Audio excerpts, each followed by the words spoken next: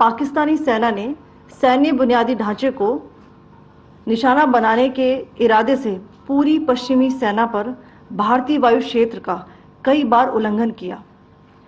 यही नहीं बल्कि पाकिस्तानी सेना ने नियंत्रण रेखा पर भारी कैलिबर वाले हथियारों से गोलीबारी भी की।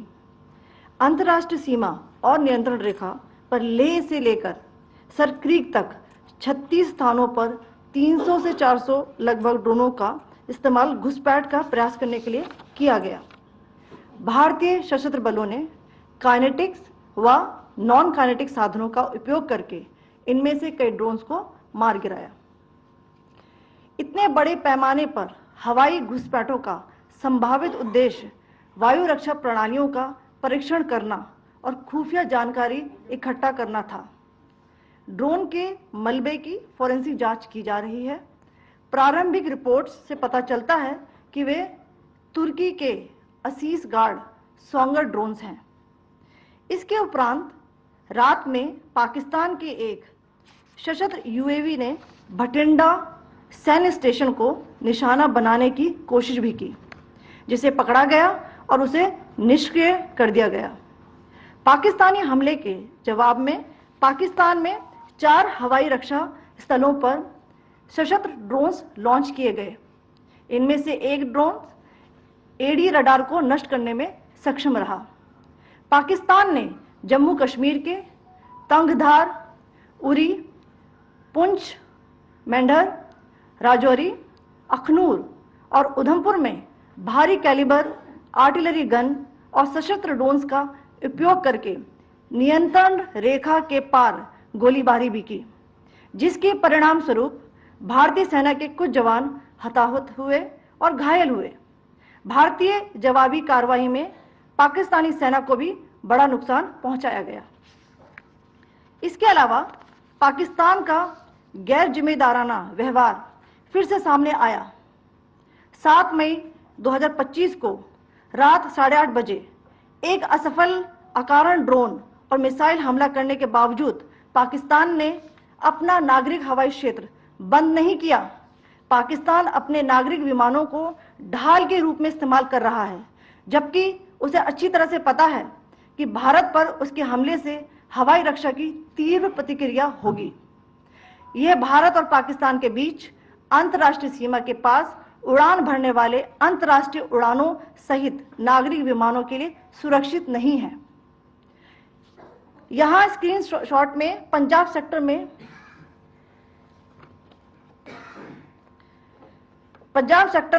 हाई एयर डिफेंस अलर्ट स्थिति के दौरान एप्लीकेशन फ्लाइट रडार 24 का डेटा दिखाया गया है। जैसा कि आप देख रहे हैं, यहां पर भारतीय पक्ष का हवाई क्षेत्र घोषित बंद के कारण नागरिक हवाई यातायात से पूरी तरह से रहित है। कराची और लाहौर के बीच के हवाई अड्डे मार्ग पर नागरिक एयरलाइंस उड़ान भर रही है। हाई अलर्ट किया गया है विमान फ्लाइनेस एविएशन का एयरबस 320, जैसा कि आप यहां देख रहे हैं, जो कि शाम को 5:50 बजे दमम से शुरू हुआ और रात को 9:10 बजे लाहौर में उतरा। ये सारा डिटेल्स आप यहां देख रहे हैं, ये डिटेल्स यहां लिखा हुआ है। Can you see this?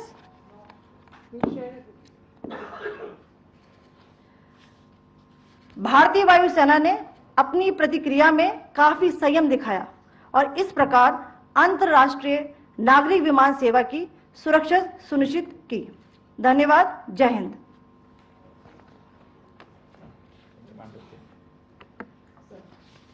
Good afternoon to you all. On the intervening night of 8th, 9th May 2025, Pakistan military carry out multiple violations of Indian airspace along the entire western border with an intent to target military infrastructure.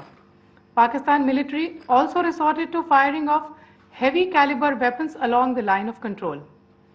Along the international border and line of control, drone intrusions were attempted from Leh to Sarkreek at 36 locations with approximately 300 to 400 drones.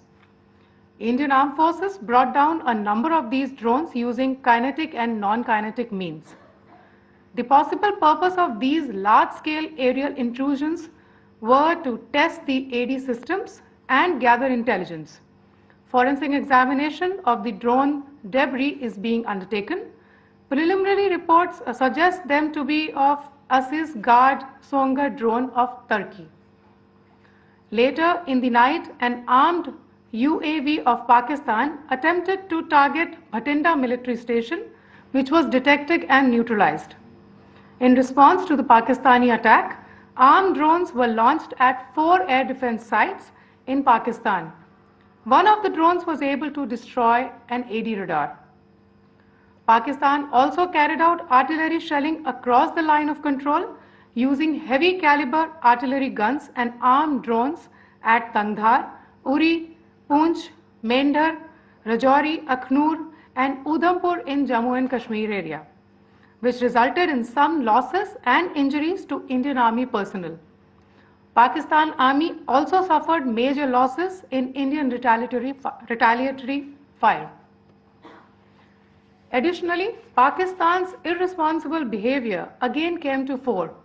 Pakistan did not close its civil airspace despite it launching a failed unprovoked drone and missile attack on 7th May at 8:30 hours in the evening.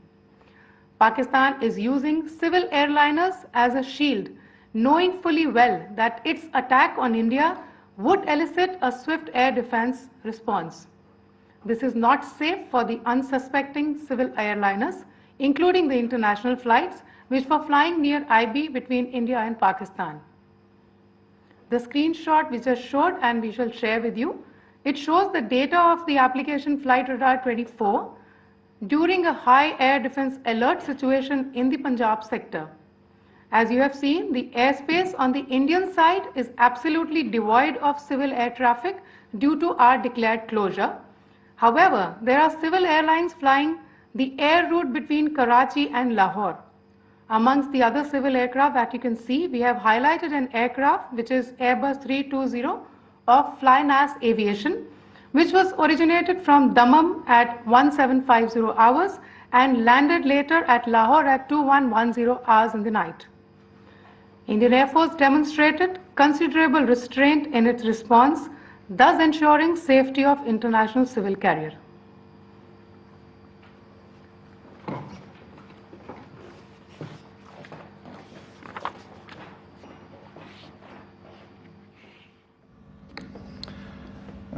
Thank you, Colonel Qureshi, Wing Commander Singh.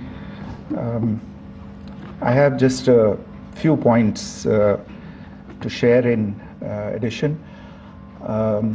कल रात की पाकिस्तानी सेना